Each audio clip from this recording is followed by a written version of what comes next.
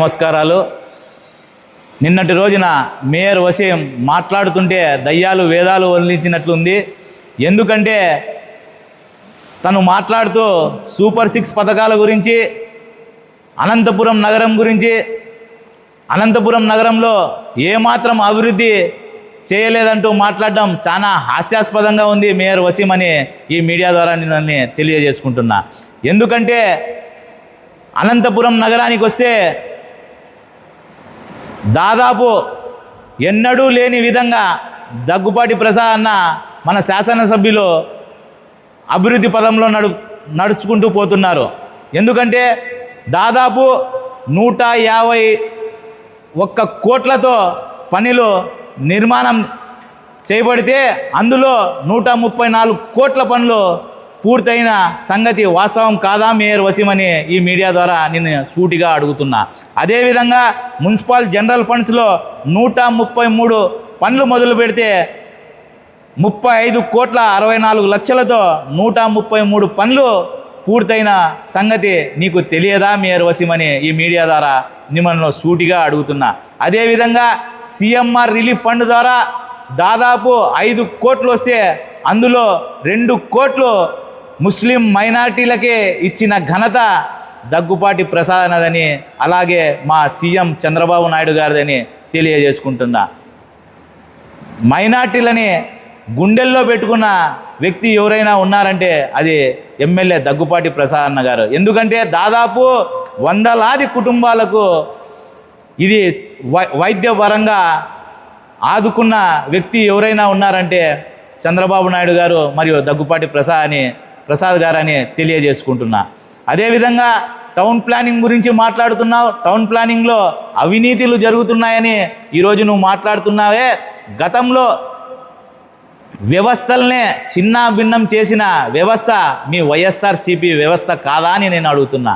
చెత్తకు పన్ను వేసి కూడా మీరు చెత్త పనులు చేసినది వాస్తవం కాదా అని నేను ఈ మేయర్ని షూటిగా అడుగుతున్నా. ఎందుకంటే టౌన్ ప్లానింగ్లో ఎంతమందికి విఎల్టీ మీరు ఇచ్చారు, ఎంతమంది విఎల్టీ తీసుకొని ఇల్లు కట్టారు, ఎంతమందితో లంచాలు తీసుకున్నారు, మా దగ్గర అంతా చిట్టా ఉందయ్యా మేయర్ వసీం. త్వరలోనే అవి బయట పెట్టి మీ అవినీతి కార్యక్రమాలన్నీ బయట పెడతామని తెలియజేసుకుంటున్నాం.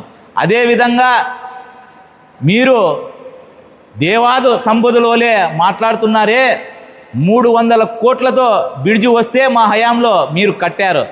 పోనీ కట్టారులే అనుకుంటే అందులో ఎన్ని అవినీతి పనులు చేశారు, ఎంత ముడుపులు మీ వెంకట్రామరెడ్డికి మీకు అందాయా ఆ బ్రిడ్జిలో. అదేవిధంగా డంప్ యార్డ్లో నువ్వు ఎంత సొమ్ము దండుకున్నావు. అదేవిధంగా ఈ పౌడర్ ఏదైతే ఉందో ఆ పౌడర్లో కూడా నువ్వు డబ్బులు తిన్నది వాస్తవం కాదా అని నేను తెలియజేసుకుంటా. ప్రతి ఏరియా అనంతపురం నగరంలో గడిచిన 5 ఏళ్ళు స్లమ్ ఏరియాలుగా మార్చిన ఘనత మీ వైసీపీ గవర్నమెంట్ది కాదా అని నేను అడుగుతున్నా.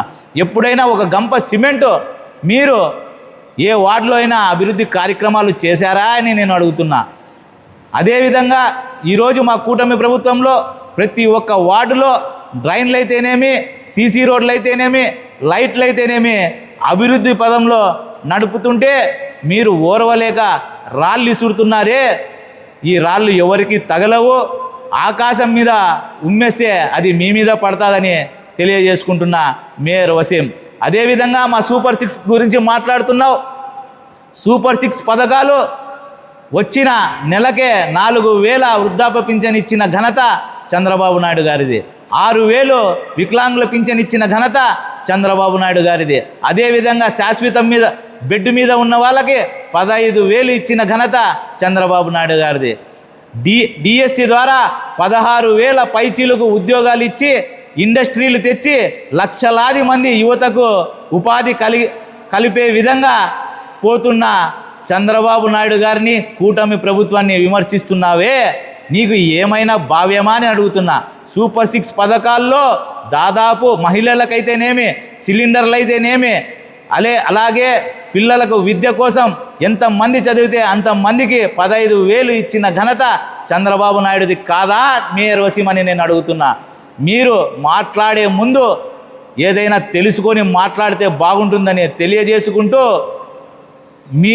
రాబోయే రోజుల్లో ప్రజలు ఏదైతే మీకు 11 సీట్లకు పరిమితం చేశారో అలాగే స్థానిక ఎన్నికల్లో మీకు 0కి పరిమితం చేస్తారని తెలియజేసుకుంటూ నాకు ఈ అవకాశం ఇచ్చినందుకు కృతజ్ఞతలు తెలుపుకుంటూ సెలవు తీసుకుంటున్నాను.